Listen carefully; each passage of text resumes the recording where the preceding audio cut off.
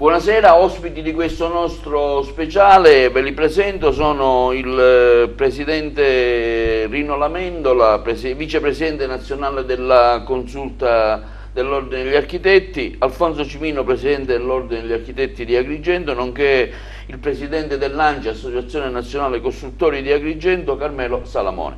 Abbiamo voluto fare questo approfondimento, nonostante sia il 10 agosto, presidente, per una conferenza stampa che è stata tenuta lo scorso sabato dall'Ordine degli Architetti, presente anche l'AGE, sul decreto semplificazione. Ecco, il tema della conferenza stampa era quello di manca una visione globale. Ecco, Presidente Lamendola, inizio con lei perché chiaramente lei rappresenta l'Ordine nazionale, quindi mi sembra, senza nulla togliere ai suoi colleghi. Ecco, voi avete dedicato questo spazio al decreto semplificazioni, mostrando i limiti e le critiche. Intanto, brevemente, per chi magari non è ferrato della materia, cos'è il decreto semplificazione?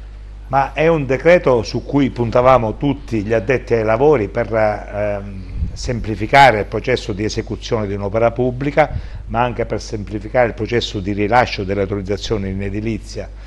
Però le nostre attese sono state deluse, in quanto il provvedimento alla fine è una raccolta di dispositivi finalizzati sì alla semplificazione, ma sembrano lì per caso, senza una visione globale. Direi che è un provvedimento senza una spina dorsale.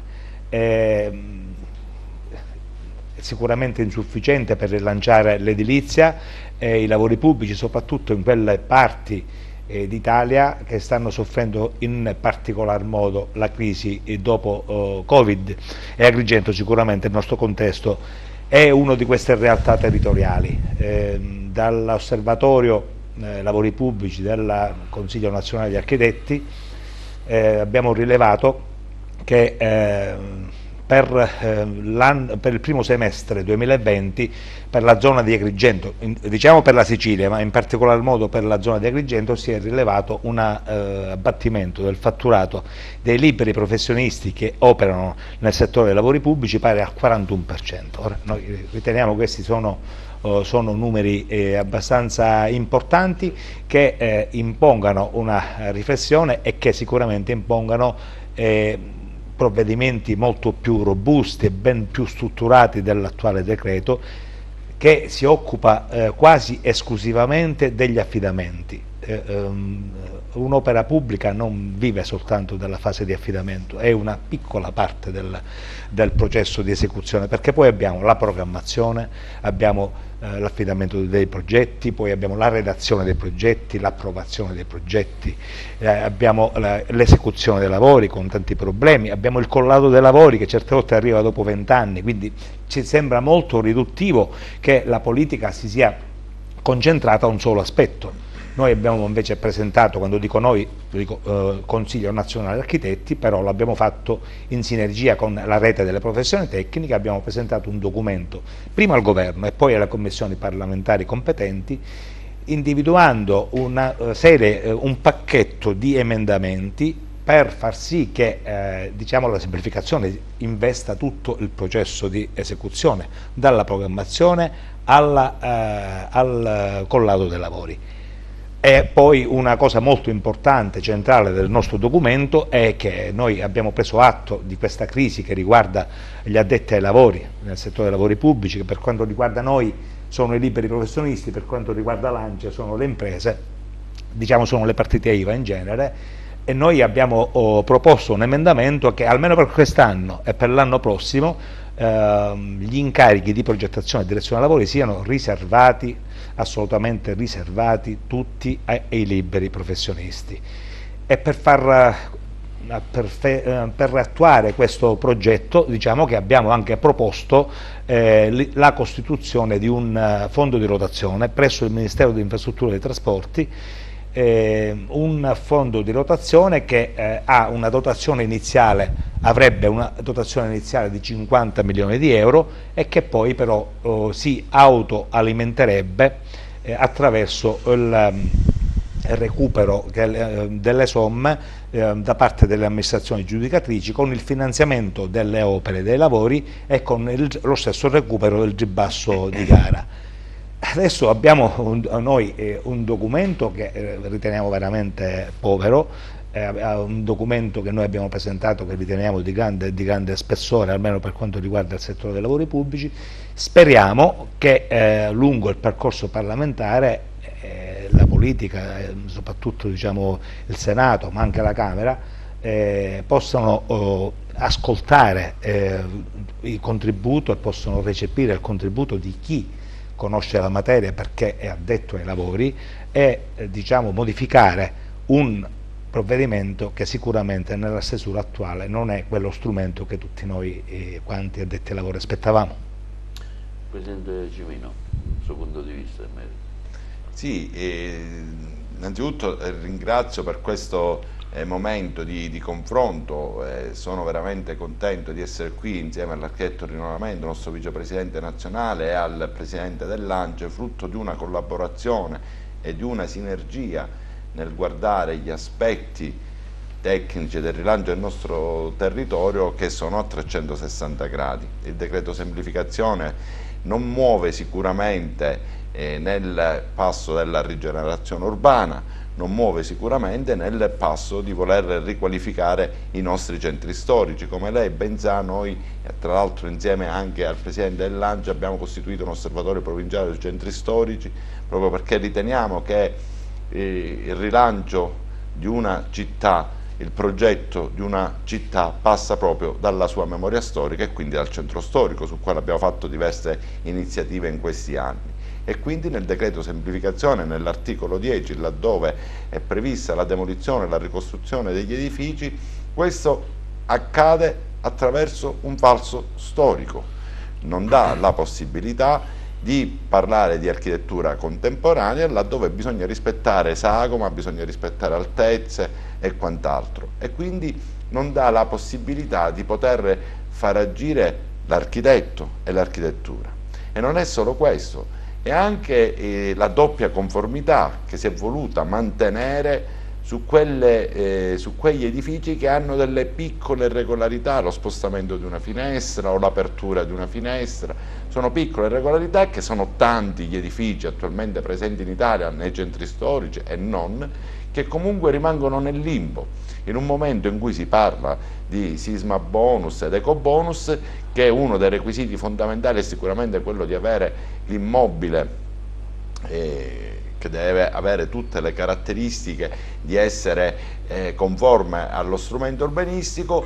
Questo non ti consente di poter utilizzare poi questi incentivi. Tutto ciò capiamo bene che porta sicuramente ad avere, degli immobili e dei comparti edilizi che rimangono bloccati. Presidente Salamone, lei ha usato parole molto dure, addirittura ha detto che le imprese sane mette le imprese sane nelle condizioni di uscire dal mercato, di non partecipare alle gare e quindi di delinquere. Insomma, un concetto sicuramente molto forte e una denuncia abbastanza pesante. Assolutamente, ecco, sì. Spieghiamo in sì, lo confermo. Perché le ho usato queste parole? Lo confermo e vado ancora nello specifico. Veda, direttore, il decreto semplificazione in buona sostanza ha introdotto sostanzialmente due cose. La prima è che limita l'abuso e il danno erariale per quanto riguarda nei confronti dei burocrati. La seconda cosa, la cosa più importante, è che in una notte vengono cancellate quelle che sono le regole di mercato per quanto riguarda i lavori pubblici. Mi spiego meglio. Le gare, infatti, le gare d'appalto fino a diciamo 150.000 euro possono essere affidate direttamente a un operatore senza ricorrere alla gara d'appalto, fino ad arrivare a 5.300.000 euro, dove praticamente la gara viene espletata con la partecipazione di 15 operatori. Come se, veda, il decreto semplificazione è stato strutturato come se il problema del blocco dei lavori pubblici è la gara, cioè il tempo che si impiega, che impiega l'amministrazione a giudicare la gara ai concorrenti. Non è assolutamente così, perché con prove fatte e con realtà che si possono toccare con mano giornalmente, le gare si possono chiudere anche in giornata. Il problema è da ricercarsi nel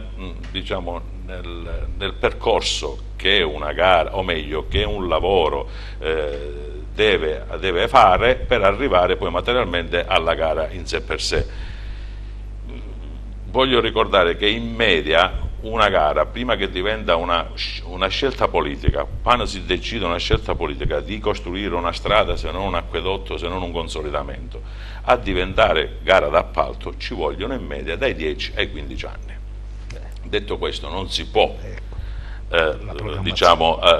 calare il problema solo nel aggiudicare la gara, perché lì poi entra un ragionamento diverso, e cioè bisogna capire che cosa vogliono, cioè il governo centrale che cosa vuole. Ci vuole un'onestà intellettuale che io non scorgo, perché mi viene il dubbio di dire, e lo ripeto, se voi mettete questo tipo di tagliole, io mi metto nei panni dell'imprenditore che non riesce ad essere invitato per portare avanti e quindi portare avanti la propria attività, non riesce a essere invitato e quindi necessariamente, mi riferisco al delinquere, certo, deve cercare in un modo o in un altro, non lo condivido per l'amor del cielo, ma lo Stato non può oggi mettere nelle condizioni le imprese sane di delinquere, non lo faremo mai, non fa parte della nostra dignità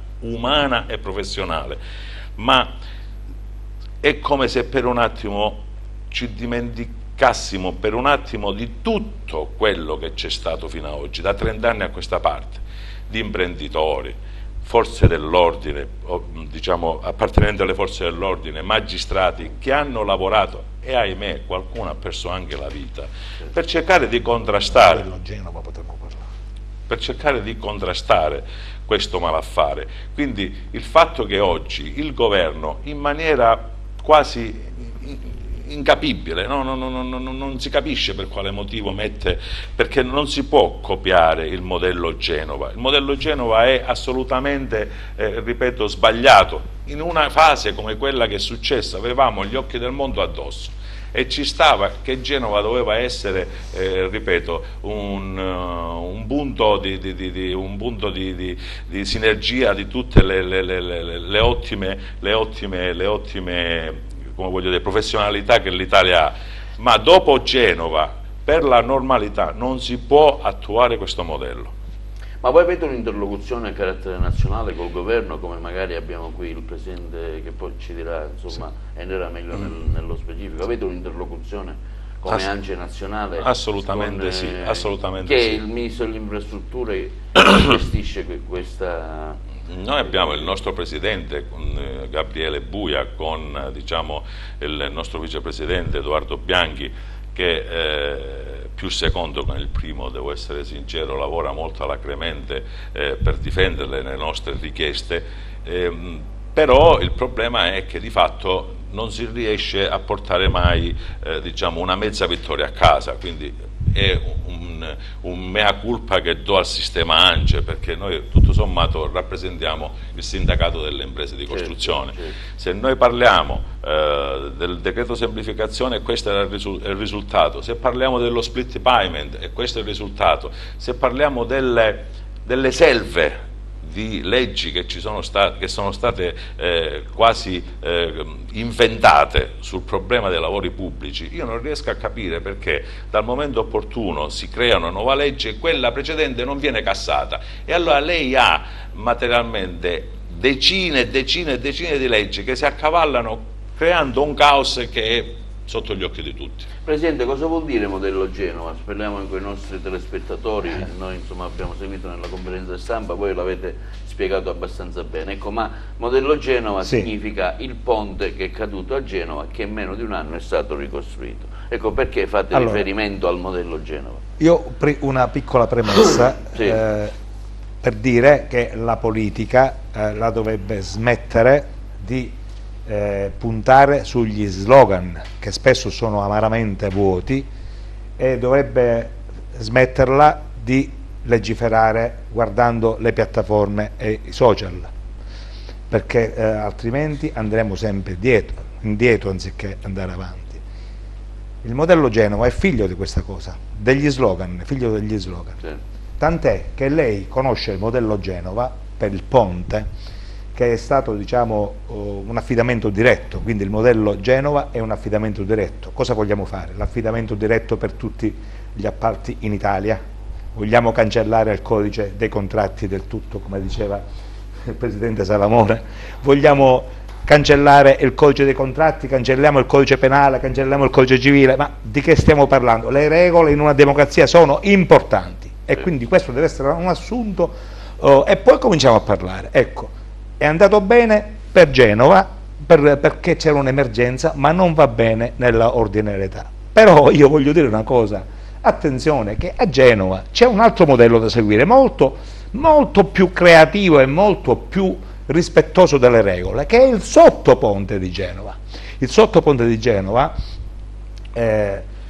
diciamo che è stato oggetto di un concorso di progettazione che segue tutte le regole del codice contratti senza nessuna deroga. In 4 mesi è stato bandito il concorso, è stato esperito il concorso, è stato acquisito il vincitore e il progetto di fattibilità ed è stato eseguito, è stato redatto il progetto esecutivo in 4 mesi e le opere si stanno già realizzando. Quindi non è che il modello Genova si deve guardare soltanto per il ponte, laddove sono state cancellate tutte le regole. Guardiamo il modello Genova per il sottoponte, dove le regole sono state tutte osservate e nonostante questo siamo stati velocissimi. Allora è un problema di testa, non è un problema di procedure, perché una procedura può durare 10 anni, può durare 2 giorni. Come diceva il Presidente Salamone, una gara può durare pochissimo tempo, la programmazione può durare anni, l'approvazione dei progetti può durare anni, un collaudo può durare 20 anni, quindi dobbiamo avere l'onestà intellettuale, noi e soprattutto la politica, di ascoltare gli addetti ai lavori, perché noi abbiamo inutilmente detto, perché posto ora non sono stati ancora recepiti i nostri emendamenti, abbiamo detto che quel guardare soltanto all'affidamento è illusorio, è ingannevole e va dietro lo slogan Genova, lo slogan non va bene. Ecco, una cosa per dire che a livello nazionale, lei parlava di rappresentanze, noi ultimamente, guardi che è un fatto storico perché non ci sono precedenti in tal senso, abbiamo un tavolo tecnico diciamo molto rappresentativo, parliamo a livello nazionale, molto rappresentativo, dove per la prima volta nella storia non ci sono soltanto architetti, ingegneri, le professioni tecniche, ma c'è anche l'OICE, c'è l'ANCE, per l'ANCE partecipa il vicepresidente Bianchi, di cui posso dire un gran bene perché è una persona veramente sul pezzo e che è stato anche primo attore di questa apertura nei confronti delle professioni. Oggi le professioni e le imprese non sono più in contrapposizione, lavorano gomito a gomito perché abbiamo capito che in un momento di crisi dobbiamo unire le forze e raggiungere gli obiettivi. Però se poi a fronte di questo abbiamo una classe politica che va dietro gli slogan nelle piattaforme, siamo finiti.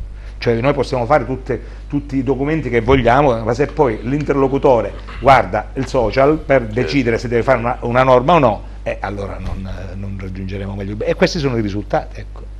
Alfonso Cimino, ecco, il modello Genova è un'eccezione o, diciamo, come valuta lei il modello Genova? Sì, il sottoponte di Genova così come dico, è stata un'eccezione nel panorama italiano o ci saranno altri momenti che diciamo come modello Genova? Allora, è una cosa usata per l'occasione, c'è stata la tragedia, bisognava dare una risposta, o sul modello Genova si continuerà, diciamo, io mi auguro proprio di no, perché se così come egregiamente spiegato dal Presidente Lamendola, se noi possiamo continuare a pensare di realizzare opere pubbliche prive di regole nel processo dalla progettazione alla realizzazione dell'opera, allora è vero che secondo me non saremo più in democrazia. Quindi il sottoponte di Genova, il concorso di progettazione che voglio sottolineare, voluto dal Consiglio Nazionale degli Architetti, dal Dipartimento dei Lavori Pubblici,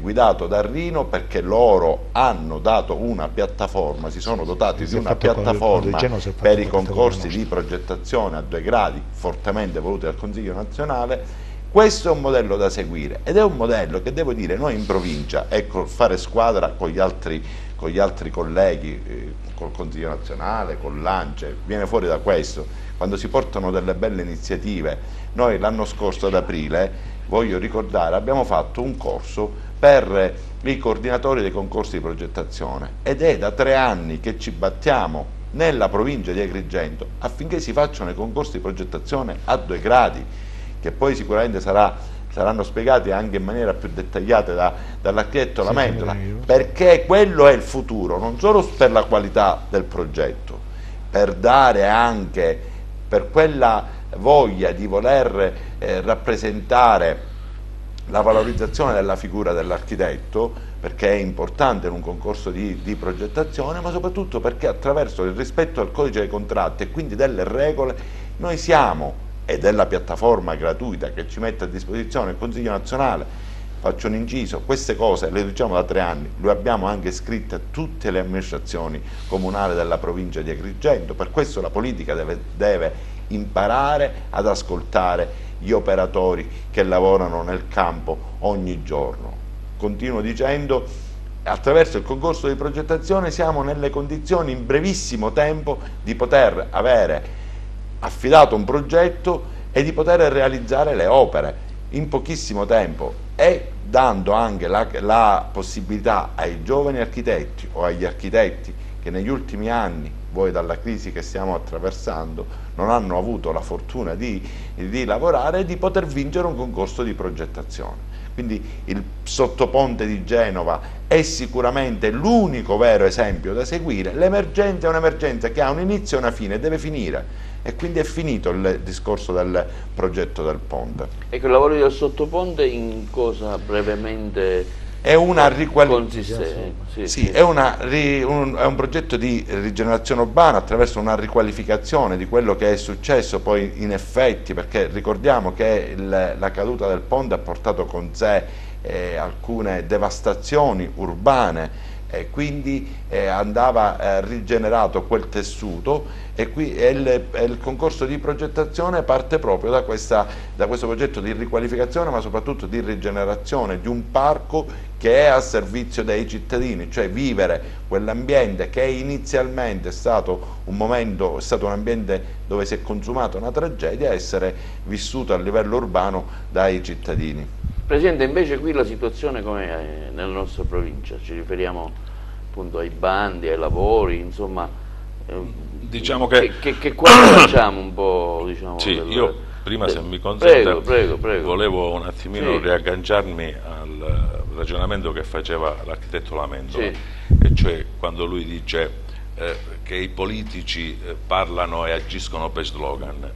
L'architetto è troppo buono, perché io vado diretto al punto, mi assumo le mie responsabilità, ci mancherebbe altro, ma non è che, visto e considerato che l'Europa deve dare miliardi di euro del Recovery Fund, che saranno spese, quindi investite nei lavori pubblici, e il governo, invece di spalancare le porte diciamo alla concorrenza leale, le vuole chiudere e le vuole ghettizzare. C'è qualcosa che non è un problema mi piace pensare male, perché magari poi mi trovo bene, però ripeto, il ghettizzare le gare e quindi far sì che fino a 5 milioni e 3, 15 diciamo operatori, sopra i 5 milioni e 3 c'è un altro problema, che è l'offerta economicamente più vantaggiosa, che anche lì è un problema del problema, perché la risultanza della gara e l'aggiudicatario della gara va dato, o meglio va assegnato da una terna composta da 3 persone, che è inattaccabile. Quindi di fatto è assolutamente, come voglio dire, come voglio dire, non mi viene il termine. Una negazione in termini, quindi di fatto questo è il problema. Detto questo, l'architetto dice è buono quando dice di slogan, purtroppo io devo pensare male. La cosa che ancora mi fa ancora più male è che gli addetti ai lavori non ne parla nessuno. Io non ho mai sentito non ho sentito fare una mezza intervista a Cantone.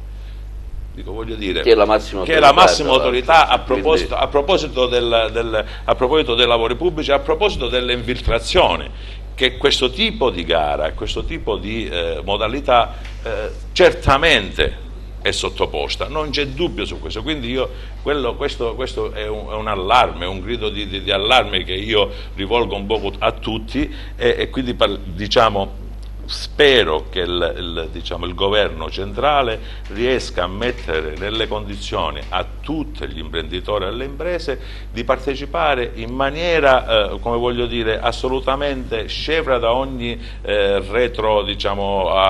appartenenza. E ripeto, vogliamo fare solo impresa con le regole del mercato, chiediamo solo questo, e chiediamo anche di sbagliare, ma sbagliando sapendo che facciamo l'imprenditore. L'imprenditore sbaglia perché mette diciamo, a rischio il proprio capitale, ma mi devono mettere nelle condizioni di farlo. Presidente, ecco, facciamo un attimo, andiamo nello specifico. Quali sono le soglie attualmente? Lei parlava 5 milioni. Ecco, allora, le soglie... Ecco, c'è un bando, un'azienda partecipa, quindi... Allora, l'azienda non partecipa, ecco, perché così per come avviene la selezione, insomma, così per come diciamo, è scritto nel decreto semplificazione, fino a 150.000 euro, qualsiasi amministrazione, e quindi qualsiasi amministratore, può chiamare un operatore, cosiddetto affidamento diretto, quindi l'affidamento diretto fino a 150.000 euro. Da 150 fino a 300.000 ci sono praticamente 5 operatori, vengono invitati 5 operatori, prendendoli non so da dove, non ci sono né albi, quindi è assolutamente diciamo, lasciato alla decisione dell'amministratore. Su base nazionale? Su base o regionale? Ecco, no, su base nazionale, Quindi se il Genio Civile di Agrigento fa una gara d'appalto... Sì, sono queste le soglie. Ecco, queste sono le soglie. Quindi da 350 fino a 1 milione di euro ci sono 10 partecipanti, da 1 milione di euro e fino a 5 milioni e 300.000 euro, che è la soglia comunitaria, sono invitati tra virgolette 15 operatori. Quindi lei capisce che significa che su una platea, io mi riferisco solo agli iscritti diciamo siciliani, ci sono 4.000 imprese in Sicilia, 4.500 imprese. Poi si faccia un attimino il conto, quando verrà il mio turno, no, mettermi nelle condizioni, nella rotazione. Quindi è una rotazione, ma dobbiamo capire anche quanti lavori ci saranno da poter mettere in gara, proprio per i problemi che avevamo poco fa detto, per cui questa è la situazione. Poi quindi il bando viene abolito, perché per ora diciamo, i bandi ci sono, sono pubblici, però non c'è la partecipazione come avveniva finora, che magari a un bando partecipavano 300-400 aziende. Assolutamente sopra la soglia, 5.350.000. Ma infatti noi sia con l'assessore regionale l'onorevole Marco Falcone, abbiamo fatto in sinergia con le altre associazioni di categoria, abbiamo fatto approvare la legge numero 13, dove praticamente è provato, proprio matematicamente provato, che una gara non si può turbare, è impossibile. Allora, siccome forse perché è una legge che funziona, allora questa legge va cassata, perché non è possibile che ci sono tantissime aziende che non devono dare conto a nessuno, hanno l'organizzazione, hanno l'iscrizione SOA, sono organizzate, dalla mattina alla sera stanno sul cantiere a lavorare e hanno solo avuto la fortuna di partecipare liberamente a una gara. Ecco, noi chiediamo solo questo, di partecipare liberamente alle gare. Ma la Regione ha recepito questo? Assolutamente sì, è una legge che ha recepito ed è in vigore, è stata soltanto impugnata dal Consiglio dei Ministri. Per cui penso che a settembre-ottobre ci sarà la prima udienza a Roma. Quindi stavolta rispetto al vecchio presidente del Crocetta, questa volta la regione siciliana si è costituita e andrà a difendere le proprie posizioni. Stavo dicendo a proposito delle gare, della velocità delle gare, anche con l'assessore Falcone avevamo pensato di istituire una piattaforma regionale, sì, dove tutte le gare della regione Sicilia vengono espletate in questa piattaforma. Addirittura preparare a tutte, o meglio indicare a tutte le aziende, quindi tutte le imprese, un cassetto identificativo, cioè l'impresa Carmelo Salamone fa un cassetto identificativo in questa piattaforma dove per partecipare alla gara io devo solo comunicare il mio ribasso e la polizza, mentre tutti i miei documenti, che sono il DURC, il camerale, la SOA, sono in quel cassetto identificativo, quindi la gara si potrebbe chiudere in un quarto d'ora, gare che sono anche complesse, ma fino a 5.300.000 euro si possono chiudere tranquillamente in un quarto d'ora, 20 minuti, anche mezz'ora. Ma il decreto semplificazione vale solo per il settore edili o anche in altre... Soprattutto edili o anche in altri settori merceologici? Penso che io, per quanto mi riguarda, ho il dovere di parlare per quanto riguarda la mia categoria, ma io le posso dire, avevo preso degli appunti così, giusto per aprire un bar. Certo. Servono 72 autorizzazioni, per un'auto-officina ne servono 86. Per realizzare un'opera privata bisogna chiedere autorizzazione alla Regione, all'Astra, al Comune, ai Vigili del Fuoco, alla Forestale, al Genio Civile ed eventualmente la Soprintendenza. È una cosa che a noi ci colpisce da vicino. Se dopo qualche periodo di tempo, 6 mesi, un anno, uno di questi enti dice che c'è qualcosa che non va, si deve ricominciare da capo. Quindi faccio un altro esempio: gli enti per il controllo sull'ambiente in Italia sono 4 ministeri, 20 regioni, 110 province, 8.000 comuni, camere di commercio, ASL, ASPRA, ARPA, ma la verità lo sa qual è? Che la terra dei fuochi è ancora là.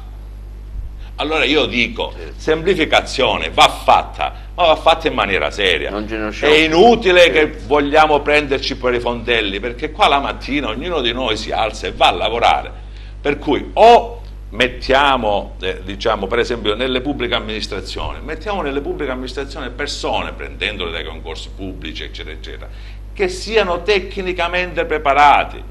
Perché qui ho 2 esponenti che mi pregio di poterli annoverare forse tra le persone che più sono operativi sul loro cambio di appartenenza, ma nelle altre e in tantissime altre amministrazioni c'è gente impreparata. Non è possibile che a fine anno queste persone vanno pure, come voglio dire, premiate. Il premio va fatto secondo gli obiettivi raggiunti, che non sono le ore di presenza in ufficio, ma sono gli obiettivi raggiunti. Quando deve aspettare un'impresa per avere un permesso, quando deve aspettare un privato per avere una SCIA o qualsiasi altra autorizzazione. Questa è la verità, questa è. Presidente, infrangiamo un muro di gomma purtroppo, insomma ci sono degli ostacoli fortissimi, altro che il decreto semplificazione. Insomma oggi se c'è un blocco anche nell'economia, nella ripresa, nel rilancio, è dovuto anche a queste limitazioni che il Presidente ha evidenziato. Ecco, quindi voi nazionalmente come cercate anche di... Allora noi il documento lo abbiamo presentato, se lo guardassero, lo accogliessero, sicuramente tanti dei problemi di cui abbiamo già parlato, il Presidente Cimino, il Presidente Salamone, verrebbero sicuramente superate, tante criticità verrebbero superate. Io volevo riallacciarmi a quanto diceva Presidente Salamone, sulla la concorrenza. La concorrenza è importante. Per quanto riguarda i nostri incarichi, no? dei liberi professionisti, la concorrenza è garantita da procedura che si chiama concorso di progettazione. Ne parlava poco fa il Presidente Cimino. Il concorso di progettazione è per tanti una lungaggine, perché diciamo si allungano i tempi. Bugia. E lo dimostra Genova sotto ponte, che è una bugia, in 4 mesi tutto già il progetto esecutivo. Il concorso dà la possibilità alle menti eccelse di emergere e dà soprattutto alle stazioni appaltanti la possibilità di redigere i migliori progetti e di scegliere il miglior progetto. È come la differenza per fare diciamo, un esempio chiaro a tutti è quando uno va al fruttivendolo si sceglie la mela migliore, quello è un concorso. Quando invece uno non fa un concorso ma sceglie un professionista, è come se telefonasse al fruttivendolo e dice: guardi, io vorrei una mela, mi porti della marca Melinda, ma non è detto che tutte le mele della marca Melinda saranno ottime. Nel sacchetto troverà la mela buona, troverà la mela buona. Nel concorso invece si va a scegliere quello che è più confacente all'obiettivo che la committenza deve raggiungere, e c'è un'apertura massima, i requisiti. Non c'è la chiusura dei requisiti che nelle gare ordinarie. Per poter partecipare devi dimostrare dei requisiti a monte. Se non hai il fatturato, se non hai il numero di dipendenti, non puoi partecipare. Quindi se sei un Renzo Piano in erba che non ha il fatturato, rimarrai sempre nessuno. Invece noi quindi si favoriscono solo i grossi, allora. Sì, noi solo i grossi studi di progettazione. Noi col Consiglio nazionale siamo riusciti a far inserire un articolo nel codice dei contratti che lascia partecipare a tutti a un concorso. È aperto il concorso, concorrenza massima, dopodiché il vincitore alla fine del percorso, quando dovrà essere incaricato della progettazione esecutiva, potrà costituire un raggruppamento al fine di dimostrare i requisiti. Però attenzione, in questo caso il bandolo della matassa, il potere contrattuale non ce l'ha più quello che ha soltanto un fatturato e poca qualità, ce l'ha chi ha cervello. Quindi, e poi c'è anche un fatto per quanto concerne i tempi, che con il concorso di progettazione, lo accennava poco fa il Presidente Cimino, si bandisce un concorso entro un termine di 3-4 mesi, non si acquisisce soltanto il progettista che poi dovrà fare un progetto sperando che sia un progetto buono, si acquisisce direttamente diversi progetti, si sceglie il migliore e poi c'è il vantaggio di poter dare la progettazione esecutiva direttamente al vincitore del concorso, bypassando la gara per il progetto definitivo, la gara per il progetto esecutivo. Quindi è uno strumento per dare concorrenza, libera concorrenza, per premiare la qualità della prestazione professionale e non la struttura professionale in cui tu operi, e dà la possibilità di accorciare con i tempi. Questo l'hanno capito in tanti. La piattaforma che la Regione vuole fare in Sicilia, noi a livello nazionale l'abbiamo fatta, è la piattaforma dei concorsi del Consiglio Nazionale Architetti, che sta diciamo, alimentando una serie di concorsi in Italia ma anche in Sicilia. È partito 2 o 3 mesi fa il concorso sulla cittadella giudiziaria di Catania, ma sta partendo adesso, abbiamo pubblicato qualche giorno fa, il centro direzionale di Palermo, che ospiterà tutti gli uffici della Regione, tutti in un unico plesso. È un concorso, un investimento di 425 milioni di euro, una cosa abbastanza grossa, e che per diciamo, la prorompenza dell'intervento non potrà essere gestito come una gara normale, perché diciamo, lì c'è bisogno di un confronto tra i migliori professionisti a livello mondiale, non a livello locale con l'incarichetto dato diciamo, diretto o con la procedura negoziata a 5, quindi un concorso aperto che possa portare diciamo, qualità, che poi si traduce con la qualità dell'opera pubblica. Presidente Cimino, tra gli emendamenti leggo questo appunto: per al fine di imprimere un'accelerazione alla ripresa dei lavori, rilanciare le attività dei liberi professionali che versano in grave crisi. Quindi penso ai tanti iscritti all'ordine, insomma, che hanno bisogno di lavorare, per cui ecco, in questo senso cosa cercate voi di fare, insomma, per aiutare anche tanti giovani che c'è un emendamento preciso ad hoc da inserire nel decreto della semplificazione? Sì, devo dire che su questo il Consiglio nazionale degli architetti, ma devo anche ammettere il Presidente Lamendola, è colui che in questi 3 anni, e lo dico a gran voce perché il risultato di un professionista, di un vicepresidente nazionale, è il risultato di tutta una categoria. Su questo è un ringraziamento anche personale, perché che succede? Quando noi dal codice dei contratti a oggi abbiamo raggiunto degli obiettivi che nella mia memoria storica di 26 anni di iscritto all'ordine, ma credo anche di 40 anni di iscritto all'ordine, chi più grande di me, non si erano mai raggiunti, questo è frutto di un lavoro sinergico, di grande professionalità. È un lavoro che ha portato non solo a scrivere interi emendamenti nel codice dei contratti, ha portato a essere la regione siciliana la prima regione d'Italia ad avere adottato i bandi per i servizi di architettura e di ingegneria, i cosiddetti bandi tipo per l'affidamento degli incarichi. Questa è semplificazione, perché attraverso i bandi tipo il RUP non si inventerà più un bando, dovrà solo con i bandi tipo predisposti e poi sono stati quindi adottati, grande merito alla regione siciliana, perché la regione siciliana in questi anni, frutto anche di questo lavoro al quale non si può dire certamente di no, ci ha tanto ascoltato, e quindi un RUP, un responsabile unico del procedimento nel bandire un affidamento di una progettazione, di un servizio di architettura e ingegneria, altro non deve che cambiare alcune cose all'interno di un bando già predisposto e nel giro di qualche ora poter redigere un bando di progettazione per l'affidamento di un incarico. E questo è un fatto importantissimo e ci ha portati, perché poi oltre ad esserci l'ONSAI diciamo nazionale, vi è anche un ONSAI provinciale, e anche noi abbiamo avuto la possibilità di vedere quante amministrazioni hanno dato si sono adeguati con i bandi tipo. Ma vi è di più.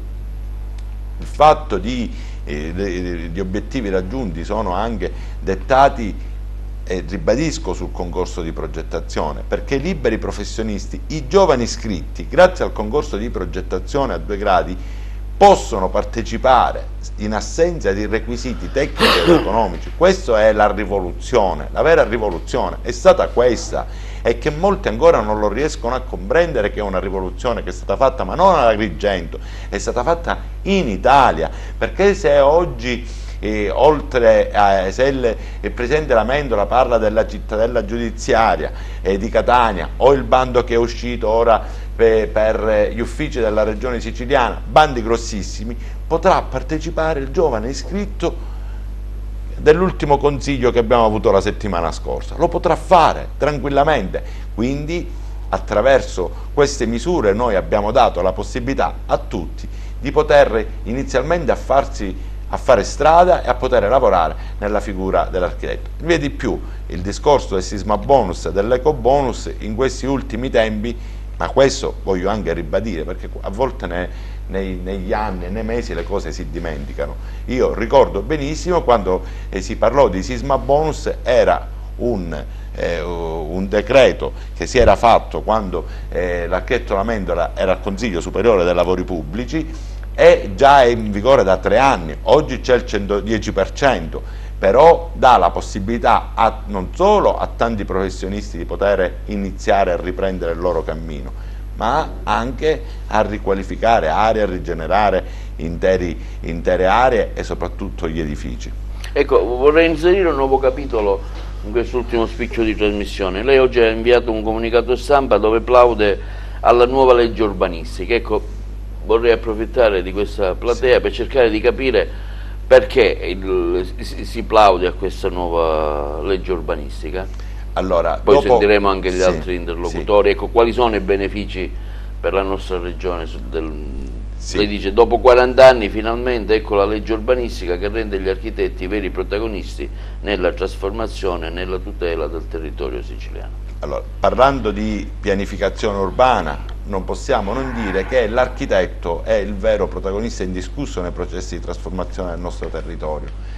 E lo dobbiamo dire perché in questi anni, faccio una parentesi, io ricordo quando fu approvato il piano regolatore generale di Agrigento, quando l'Ordine degli Architetti presieduto da Amendola ha dato tantissimo per indirizzare il piano regolatore nei giusti percorsi di rigenerazione urbana. Oggi, dopo 20 anni, noi ci siamo ritrovati in questi 3 anni a fronteggiare fortemente e a stimolare fortemente le amministrazioni comunali ad adottare gli strumenti urbanistici, piano regolatore generale, non ultimo quello di Agrigento, dove fin dal primo giorno dell'insediamento abbiamo parlato che una città come Agrigento non può non avere un suo strumento urbanistico. Questo ha portato a una concertazione fatta con altri ordini professionali, con altre categorie, sulle linee guida, sulle direttive del nuovo strumento urbanistico, che non si chiamerà più piano regolatore generale, ma piano urbano generale, che si aggancerà a un piano territoriale che avrà valenza anche paesaggistica.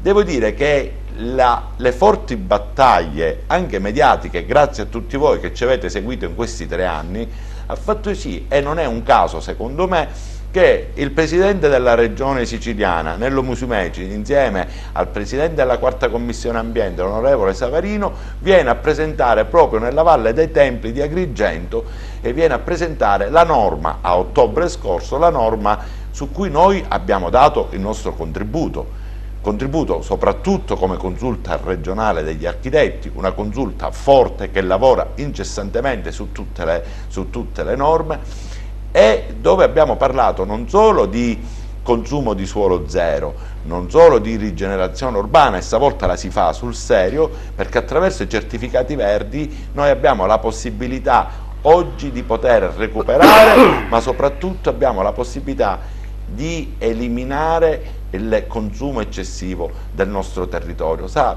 perché? Così come lo abbiamo detto in questi ultimi anni, la popolazione agrigentina, come la popolazione siciliana, non è aumentata. Di contro noi abbiamo un eccessivo consumo di suolo a fronte di una popolazione che non è aumentata, e su questo dobbiamo andare a recuperare centri storici, e su questo dobbiamo pensare soprattutto alla salvaguardia. In questo percorso, con questa nuova legge, dove devo dirvi sarà una rivoluzione a livello urbanistico in tutta la Sicilia, noi come architetti siamo già pronti. A breve faremo un seminario con il professore Trombino, con l'architetto Lamendola, con l'onorevole Savarino, proprio per spiegare la legge urbanistica. Ma è una rivoluzione dove ci troveremo tutti insieme a lavorare, architetti, cittadini, ma soprattutto i tecnici delle pubbliche amministrazioni, sul quale continuo a lanciare un grosso grido d'allarme, perché noi abbiamo gli uffici tecnici della provincia svuotati, e su questo mi fa piacere che negli ultimi tempi anche altre associazioni sindacali o altri sindaci finalmente si sono resi conto di alzare un po' la voce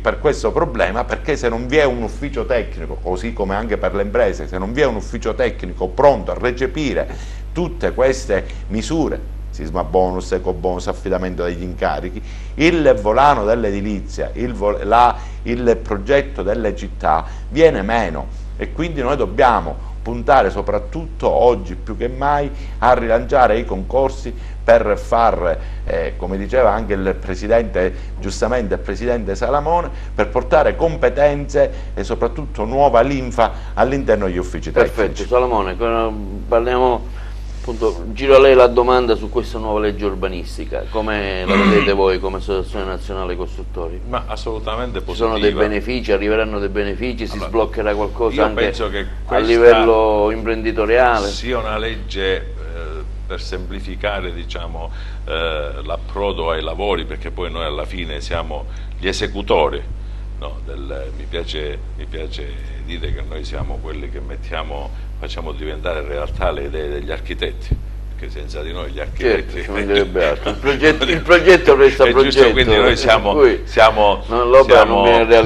fautori. Detto questo, mi pare, almeno da una prima lettura, che effettivamente è più un decreto semplificazione questo che non quello del governo. Su quello devo essere estremamente certo. Quindi ci saranno dei benefici fattivi per le vostre imprese? Io penso proprio di sì, ma ripeto, è un lavoro sinergico. Il lavoro sinergico è proprio quello che diceva poco fa l'architetto Cimino, ed è questo. È inutile lavorare alacremente per cercare di creare un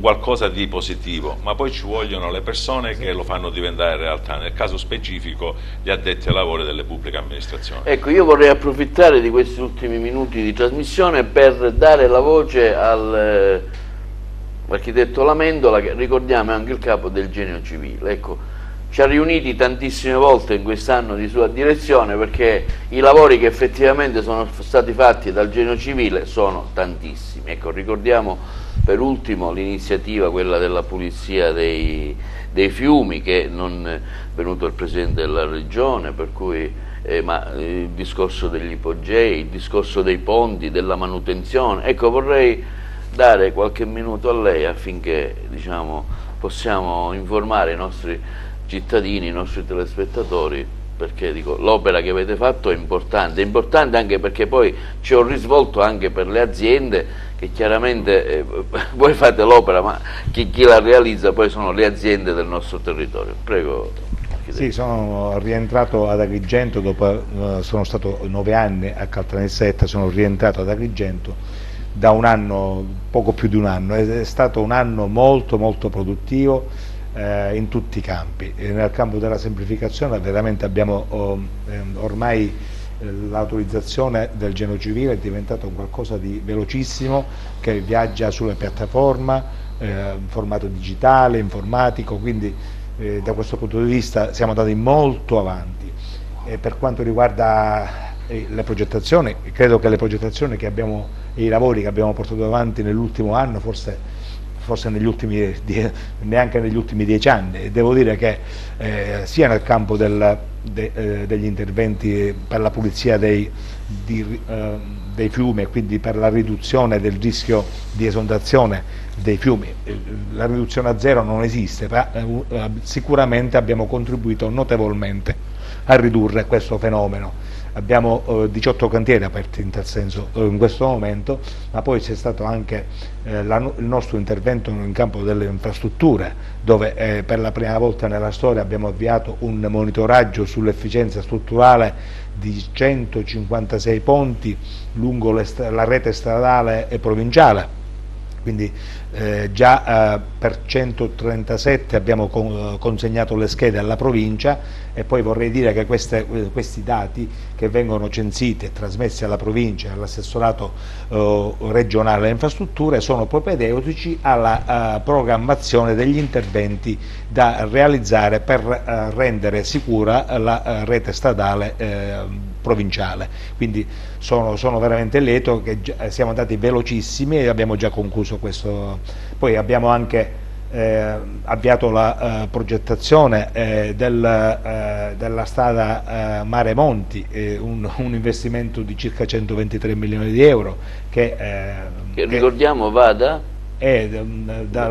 Bivona fino al mare, e diciamo che è un investimento importante soprattutto per i comuni dell'Agrigentino, la zona dei Monti Sicani, sì, Monti Sicani che si collegano così con la viabilità principale, ma poi abbiamo anche avviato 3 progetti per il rifacimento della segnaletica orizzontale e verticale nelle strade provinciali, 100 km di strade provinciali. Abbiamo ripreso il progetto degli ipogei, fino a dicembre siamo andati velocissimi, poi purtroppo c'è stata una pausa. Poi si è fermato, perché Presidente? Diciamo, a dicembre c'è un'incombenza da parte di qualche ente a dicembre abbiamo consegnato, non velocizza la pratica, che è il comune di Agrigento, lo dico abbiamo io, consegnato, il Presidente non lo vuole dire per motivi. Diciamo che a dicembre abbiamo consegnato le mappe e soprattutto il bando pronto e il progetto del servizio al Comune affinché venisse affidato l'incarico per il rilievo del sottosuolo, perché abbiamo bisogno per fare i progetti prima di un rilievo del sottosuolo di dettaglio. Purtroppo lì si è perso un po' di tempo, non so per quali motivi tecnici, poi è intervenuto il Covid, insomma si sono persi 6 mesi, mi auguro che possano essere recuperati. Adesso è stato pubblicato il bando, quindi da qui a breve saranno eseguiti i rilevi e poi contiamo nei primi mesi del prossimo anno poter finalmente redigere i progetti.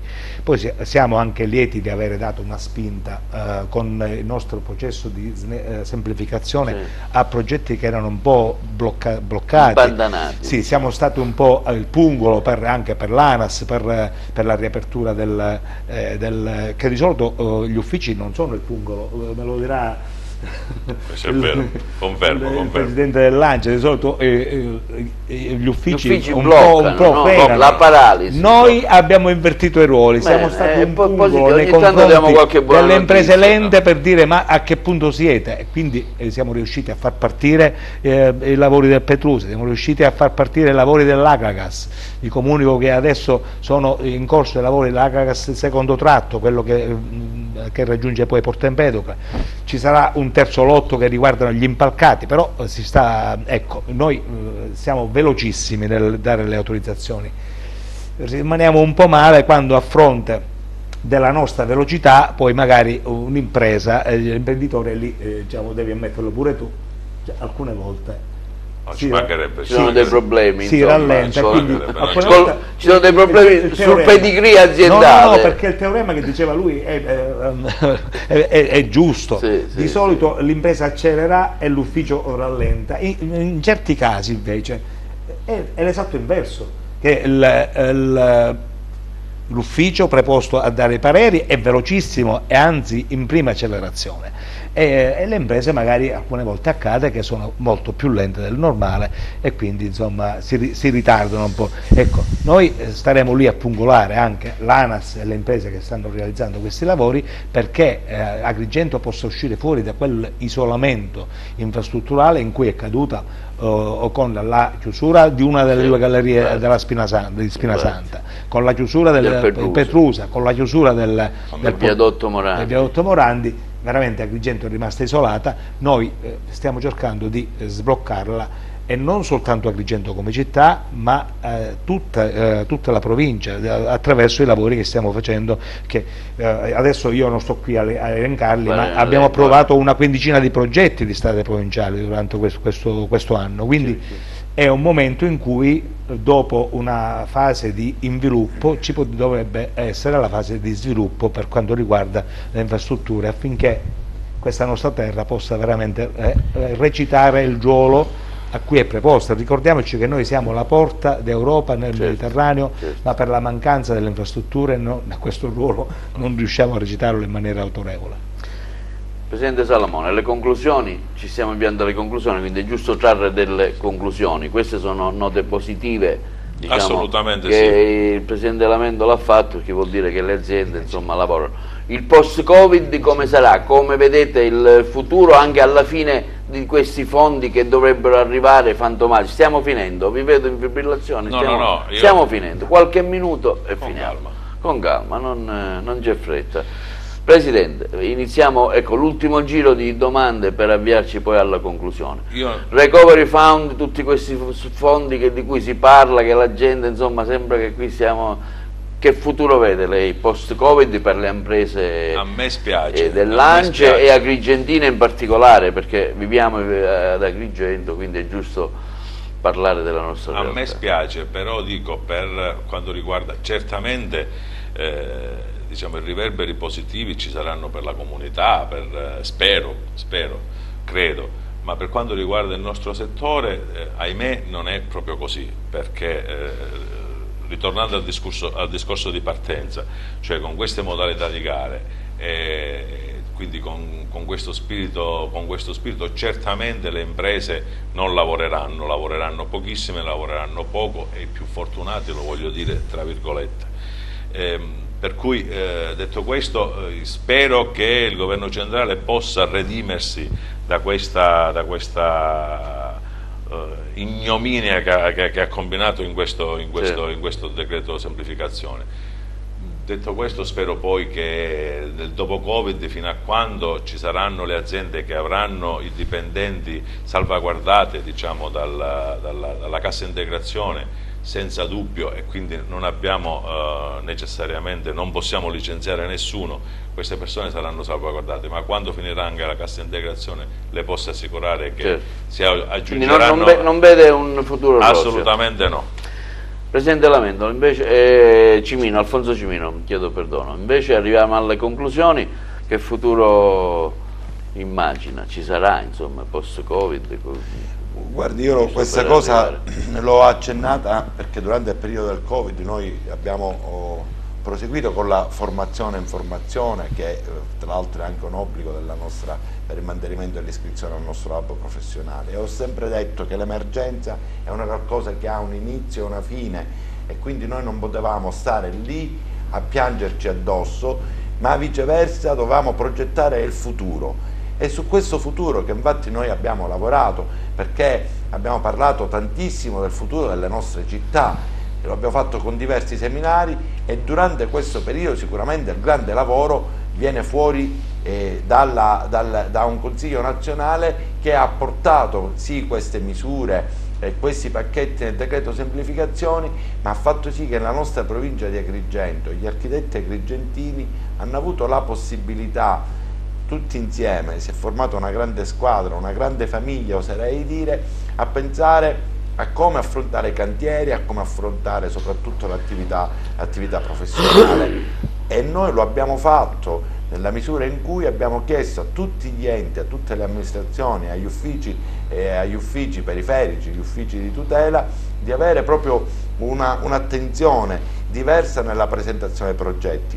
Guardi, io non voglio sottolineare un fatto importantissimo: quando noi ci siamo battuti per anni proprio per gli sportelli informativi SUE e SUAP, e lo abbiamo fatto a volte proprio in maniera accesa, che oggi più che mai sono stati utili durante il periodo dell'emergenza, sportelli che poi si sono affiancati pure con la piattaforma che è in uso nel Genio Civile di Agrigento, come in tutti i Geni Civili, la piattaforma sismica, e quindi ci ha dato la possibilità di poter lavorare anche da casa. L'Ordine degli Architetti continuerà sempre a dare una massima attenzione non solo al territorio, ma soprattutto all'attività dei propri iscritti. Presidente, lei, se non ricordo male, in conferenza stampa addirittura ha annunciato una manifestazione nazionale contro il decreto semplificazione. Noi siamo pronti. Arriviamo alla conclusione. Noi siamo pronti. Questa a scendere. È una cosa che avevo dimenticato. Allora, noi siamo sempre per i tavoli, perché attorno ai tavoli si trova la mediazione. Quella della piazza, di scendere in piazza, non è nelle nostre corde, però è chiaro che qualora la politica dovesse continuare a puntare sugli slogan a sentire più che i stakeholder e soprattutto e quindi gli addetti ai lavori, a sentire invece Facebook i social, le piattaforme, allora lì saremo costretti a scendere in piazza. Però io devo dire che vorrei chiudere con una nota di ottimismo, perché prima della crisi Covid noi stavamo registrando un certo miglioramento per quanto riguarda i servizi di architettura e ingegneria. Avevamo registrato addirittura tra il 2018 e il 2019 un incremento del 64% di servizi di architettura e ingegneria, magari diciamo spinti dai bandi tipo che, diciamo, la Regione ha recepito e ha dotato le stazioni appaltanti di strumenti agili per poter affidare gli incarichi. Quindi diciamo che se la politica ci ascolta non soltanto noi, ascolta le imprese, ascolta i commercianti, ascolta gli addetti ai lavori, allora potrà portare avanti una politica condivisa per uscire fuori da questo stallo. E se continuerà a dare dietro gli slogan, allora diciamo la vedo male. Bene, noi ringraziamo per la cortesia e la pazienza che hanno avuto per aver accettato il nostro invito. gli ospiti che sono Rino Lamendola, vicepresidente del Consiglio Nazionale dell'Ordine degli Architetti, Alfonso Cimino, presidente dell'Ordine degli Architetti di Agrigento, e Carmelo Salamone, presidente dell'ANCI. Abbiamo voluto fare uno speciale dedicato appunto al decreto semplificazioni, che insomma mi pare che invece di semplificare insomma complica le cose. Grazie sempre ai nostri telespettatori. Ricordo sempre TV in Sicilia sul canale 92, questa trasmissione sarà messa nelle nostre piattaforme YouTube e Facebook. Buon lavoro e buone ferie per chi va in ferie. Buonasera, grazie ancora. Grazie a voi. Grazie.